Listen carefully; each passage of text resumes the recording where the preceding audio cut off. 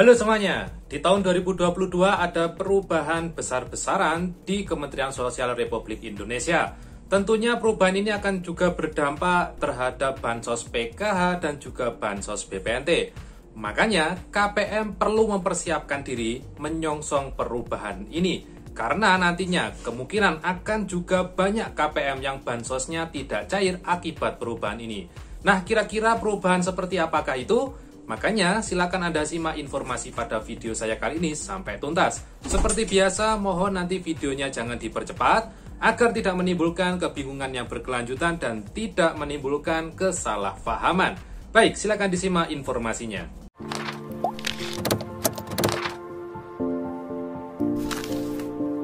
Assalamualaikum warahmatullahi wabarakatuh. Salam sejahtera bagi kita semuanya. Senang sekali saya Haris bisa berjumpa lagi dengan Anda semua masih di channel YouTube Hariska Vlog pada playlist Info Bansos.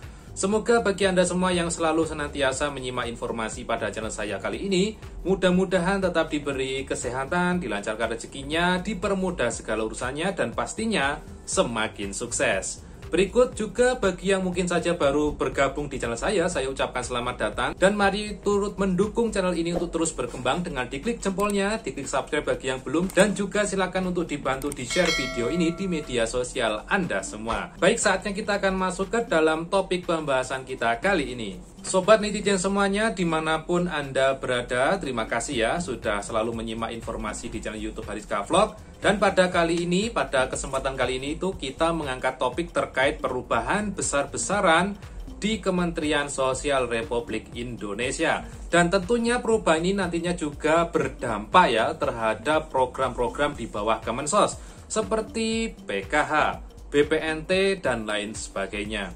Nah, pada tahun 2022 ini ada peraturan Presiden ya Republik Indonesia nomor 110 tahun 2021 tentang Kementerian Sosial Republik Indonesia, di mana pada perubahan kali ini itu merubah struktur organisasi Kementerian Sosial itu menjadi 8 bagian ya. Yang pertama yakni Sekretariat Jenderal, kedua Direktorat Jenderal Pelindungan dan Jaminan Sosial, ketiga Direktorat Jenderal Rehabilitasi Sosial, keempat Direktorat Jenderal Pemberdayaan Sosial, 5 Inspektorat Jenderal, keenam Staf Ahli Bidang Perubahan dan Dinamika Sosial, ketujuh Staf Ahli Bidang Teknologi Kesejahteraan Sosial, dan kedelapan Staf Ahli Bidang Aksesibilitas Sosial.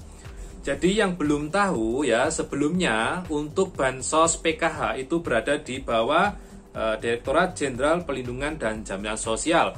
Dan juga sebelumnya untuk Bansos BPNT itu berada di bawah Direktorat Jenderal Penanganan Fakir Miskin atau PFM. Nah, pada tahun 2022 ini PFM sudah resmi dihapus ya dari struktur organisasi Kemensos. Yang artinya BPNT itu sekarang masih bingung posisinya ya. Apakah nantinya akan diikutkan bersama dengan PKH ataukah bagaimana? Hingga saat ini pun kami masih belum bisa menerima atau belum menerima informasi resminya ya terkait itu. Berikut pula dengan PKH. PKH yang semulanya berada di Direktorat Jenderal Pelindungan dan Jaminan Sosial dikabarkan sekarang berada di bawah Direktorat Jenderal Pemberdayaan Sosial atau Dayasos. Nah, apakah nantinya untuk BPNT juga sama berada di bawahnya Dayasos atau bagaimana? Hingga saat ini pun kami juga masih belum menerima informasi atau surat resminya dari Kemensos. Efeknya apa kepada KPM? Ya, KPM harus menunggu dulu ya apakah nantinya untuk BPNT ini tetap dilanjutkan ataukah bagaimana? Ya, sepertinya masih lanjut ya, mungkin ya di bawah direktorat yang lain seperti itu ya. Berikutnya untuk perubahan yang terjadi nantinya di tahun 2022, karena sebelumnya itu untuk proses pemutakhiran data, yakni pemutakhiran dari penerima Bansos PKH itu menggunakan yang namanya aplikasi EPKH atau Elektronik Program Keluarga Harapan ya, yang dimana aplikasi EPKH ini dipegang atau bisa diakses oleh pendamping. Nah, kali ini proses pemutakhiran data hingga saat ini ya yang bisa dilakukan yakni menggunakan aplikasi SIKNG DTKS, sehingga proses perbaikannya itu melalui sistem yang berasal dari Pusdatin yang namanya SIKNG. Nah, untuk mengakses SIKNG ini ada beberapa yang bisa mengakses ya, yakni terutama dari operator kelurahan atau di desa Anda masing-masing, berikutnya juga dari operator dinas ya, berikut juga dari SDM ya, baik dari SDM pendamping PKH ataupun pendamping BPNT, di mana pendamping ini bisa akses ke dalam SIG-NG apabila diberikan wewenang atau jadwal untuk proses aksesnya. Kalau tidak ada jadwal aksesnya ya masih belum bisa diakses.